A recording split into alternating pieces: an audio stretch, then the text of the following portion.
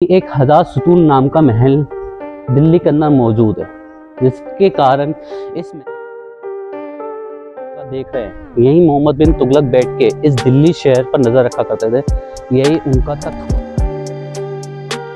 कैसे हैं दोस्तों, आज मैं दिल्ली में मौजूद एक ऐसी ऐतिहासिक जगह और एक ऐसी रहस्यमय जगह पर आया हूँ जिसे दिल्ली में रहते हुए इंडियन आर्कियोलॉजिकल सर्वे को भी नहीं मालूम था, जिन्होंने इब्ने बतूता की किताबों का सहारा लिया इस जगह को ढूंढने के लिए। दोस्तों आज मैं जिस जगह पे खड़ा हूँ ये है विजय मंडल और इसका दूसरा नाम है मोहम्मद बिन तुगलक का महल। सही समझे दोस्तों, ये तुगलक वंश का बना हुआ है, जिसने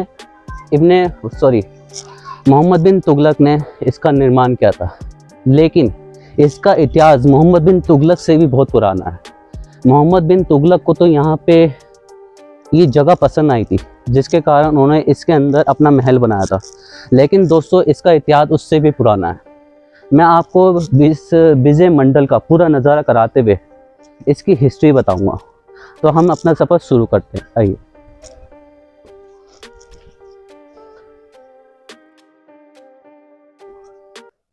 अस्सलाम वालेकुम दोस्तों, क्या हालचाल है। मैं मोहम्मद इमरान, आपका हो दोस्त, आपके अपने चैनल में सबकी मंजिल। दोस्तों अब मैं आपको इस वीडियो की शुरुआत करता हूँ।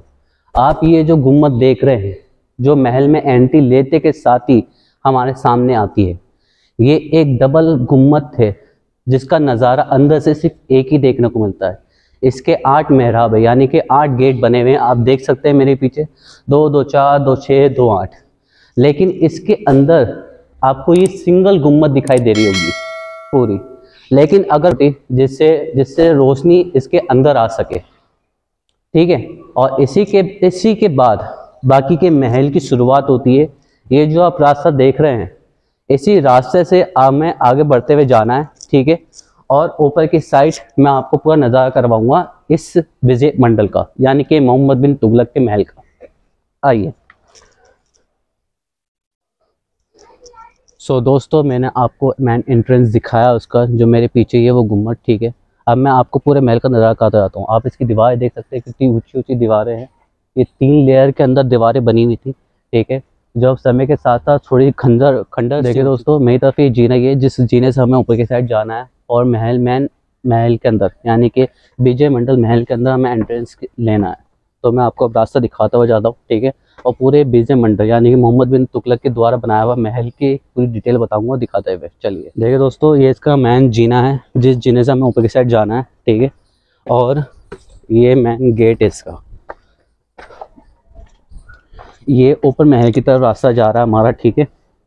और इसकी तरफ से ये इस महल के पीछे का हिस्सा है। तो मैं पहले आपको इस महल के पीछे का हिस्सा दिखाता हूँ, उसके बाद वापस मैं इस महल के अंदर आऊँगा।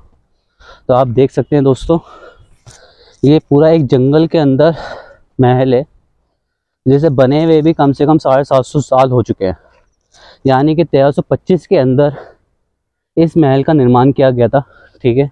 ये एक रास्ता है पीछे की साइड जाने का, वो मैं आपको दिखाता हूँ। ये देखिए दोस्तों, ये वो रास्ता है। ये अब खंडर हो चुका, आप देख सकते हैं पूरा टूट चुका है इधर का महल, ठीक है। और ये रास्ता है पूरा अंदर के महल का। ये देखिए दोस्तों, आप देख सकते हैं माशाल्लाह कितना बेहतरीन इलाका है ये, ठीक है। मैं आपको आगे से नज़ारा कराता हूँ। दोस्तों आप ये जो खंडर देख रहे हैं पूरा, ये बड़े बड़े स्तंभ हैं। ये 19,000 सतून यानी 1000 स्तंभों में से कुछ है जो आज बचे हुए हैं। ये दीवाने आम हुआ करता था, यानी कि यहीं वो सभा लगती थी जो मोहम्मद बिन तुगलक आम जनता का इंसाफ किया करते थे। मैं आपको एक रहस्यमय चीज़ दिखाता हूँ, क्योंकि तुगलक वंश में ख़ास तौर पे एक गुप्त रास्ता बनाया जाता था, यानी कि वो एक गुप्त कमरे बनाए जाते थे जिसमें ख़तरा आने पे वो अपनी हिफाजत कर सकें। तो उसका रास्ता मैं आपको दिखाता हूँ दोस्तों। यही वो रास्ता है, आप ये देख सकते हैं, ये सर्कल है इधर की साइड। इसी के अंदर वो रास्ता है जो नीचे, यानी कि 2 मंजिल इस महल के नीचे भी और जगह बनी थी, जहाँ पे खतरा आने पे जो तुगलक वंश थे वो अपनी हिफाजत के तौर पे इस गुफा के अंदर चले जाते थे।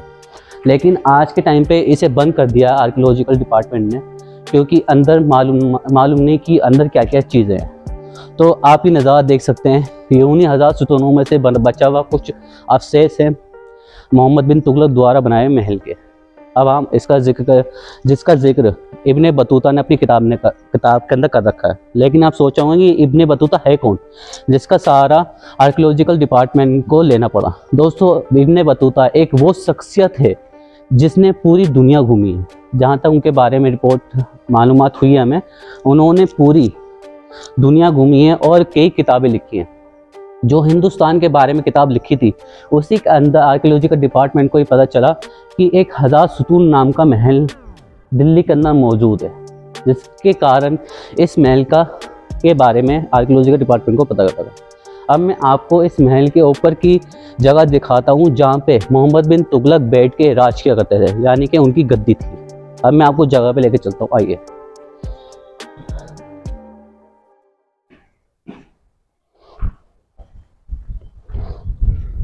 सो दोस्तों, मैंने आपको अभी उधर का महल का नज़ारा करवाया। अब मैं आपको इस महल के ऊपर की तरफ लेके जाता हूँ जहाँ पे मोहम्मद बिन तुगलक बैठा करते थे। ये उसका मेन एंट्रेंस है ऊपर जाने का। आप देख सकते हैं ये घुमावदार गुम्मद की तरह बना हुआ है, ठीक है। इधर से लोग बाग ऊपर आने पे नज़र रखा करते थे कि कौन आ रहा है कौन नहीं आ रहा। इसी रास्ते से मैं ऊपर की साइड आया हूँ अभी, ठीक है। और ये उसका ऊपर जाने का रास्ता है। अब हम ऊपर की साइड चलते हैं। ये दोस्तों, ये जो आप देख रहे हैं एक खिड़की टाइप बना हुआ है, यही सब सिपाही अपनी तोपें वगैरह या तीर कमान रख के दुश्मनों पर नज़र रखते थे। ये आप बाहर का नज़ारा देख सकते हैं यहीं से, ठीक है। और ये घुमावदार जीना ऊपर की साइड जा रहा है जहाँ मोहम्मद बिन तुगलक बैठा करते थे और पूरी दिल्ली पे नज़र रखते थे।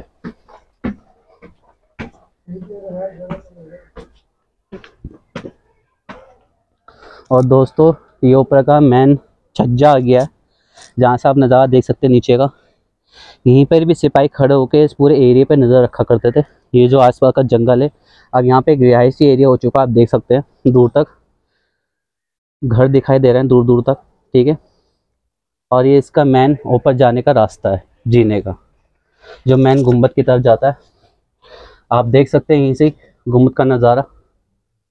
ये वही गुम्बद है जहाँ पर मोहम्मद बिन तुगलक बैठ के अपना राज चलाते थे। अब मैं आपको इस गुम्बद का नज़ारा कराता हूँ, चलिए।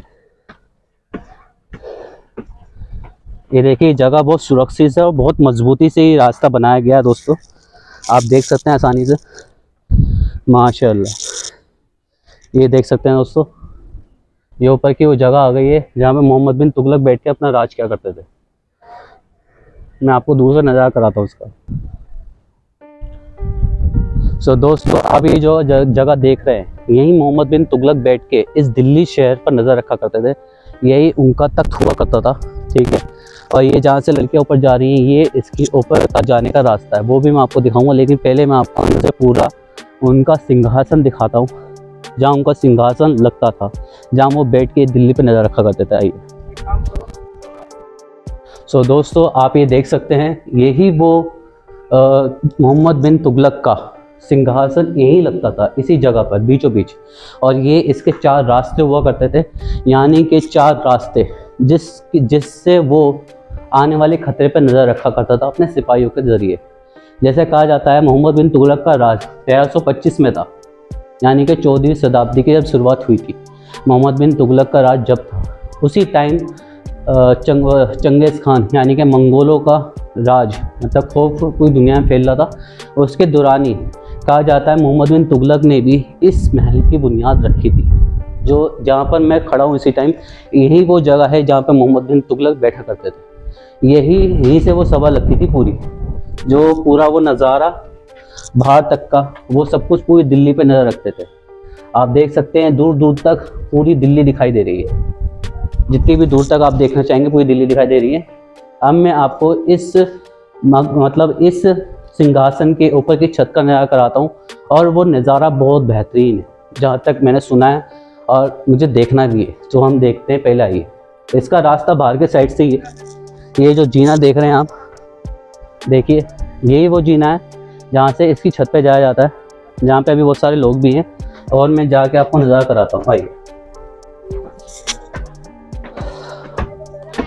तो दोस्तों यही वो सिंहासन की जगह है मोहम्मद बिन तुगलक की। यही वो छत है जहाँ से वो पूरी दिल्ली पे नज़र रखा करते थे। आप देख सकते हैं आसपास का नज़ारा। ये वो मेन एंट्रेंस है, जो मेन गुम्बद पड़ती है, डबल गुम्बद, जिसके बारे में मैंने आपको बताया था। और यहीं से वो दिल्ली का पूरा सिंहासन संभाला करते थे। लेकिन कहा जाता है मोहम्मद बिन तुगलक बहुत फेमस राजा नहीं बने थे, यानी कि उनकी ताकत ज़्यादा नहीं थी। लेकिन उनके जो बेटे थे फिरोज तुगलक, उनका नाम आज तक इतिहास में दोहराया जाता है। ठीक है, तो यही थोड़ी सी वीडियो थी विजय मंडल की। ठीक है, यानी कि मोहम्मद बिन द्वारा बनाए गए महल की।